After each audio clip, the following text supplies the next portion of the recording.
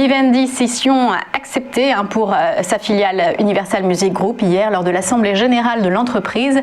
Cette scission a été critiquée par certains fonds activistes, mais elle a été votée à la quasi-unanimité. Une belle victoire donc pour Vincent Bolloré qui a porté l'opération. Les actionnaires se verront distribuer 60% du capital du nouvel Universal Music Group lors de sa mise en cotation qui interviendra en septembre, mais sur Euronext Amsterdam.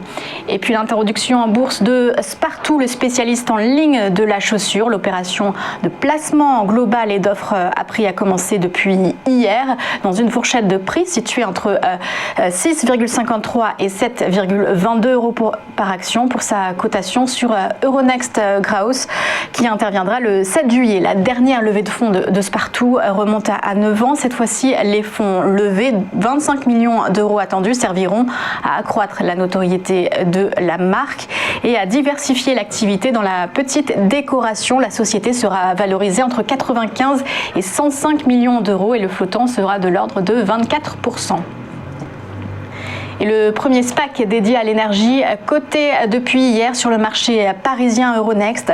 Il s'appelle Transition. Alors il s'agit pour l'instant d'un véhicule coté sans actifs. Il est doté de 215 millions d'euros avec lesquels il devrait racheter sous 24 mois une entreprise de la transition énergétique pour lui permettre d'avoir accès au marché financier.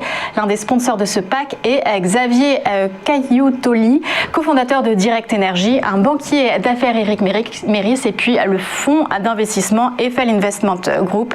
Le choix de Euronext Paris a été naturel selon eux, la place parisienne bénéficiant d'un écosystème d'entreprises, d'investisseurs et de régulateurs en pointe dans la finance durable. Et puis du côté des marchés financiers, le CAC finissait hier sans tendance sur une légère hausse, plus 0,14% à 6611 points.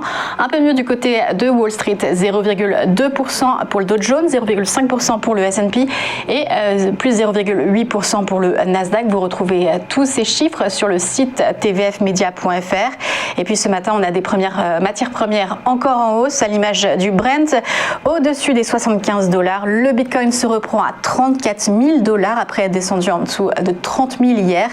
Et puis un marché stable au Japon ce matin et puis Hong Kong qui prend 1,5%.